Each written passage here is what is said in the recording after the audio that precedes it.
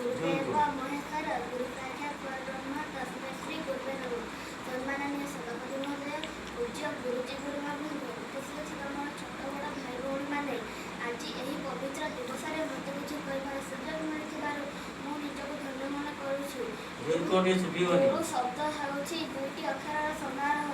गुर अर्थ अंधकार, रुर अर्थ ज्ञान।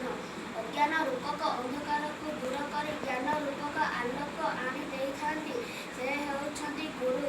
समग्र भारत वर्ष सेप्टेम्बर 5 तारीख दिन आम गुरु दिवस रूपे पालन करुछु। डॉक्टर सर्वपल्ली राधाकृष्ण 1888 मसीहा सेप्टेम्बर 5 तारीख तमिलनाडुर तिरुतनी ग्राम में जन्म ग्रहण करथिले।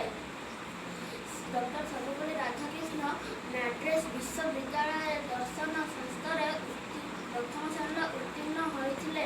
से दिन ठारू आमे तांको जन्म दिवस को गुरु दिवस रूपे पालन करुछु। आम मानकर भविष्य आम गुरु उज्जवल कर गढ़ी तोली थांती।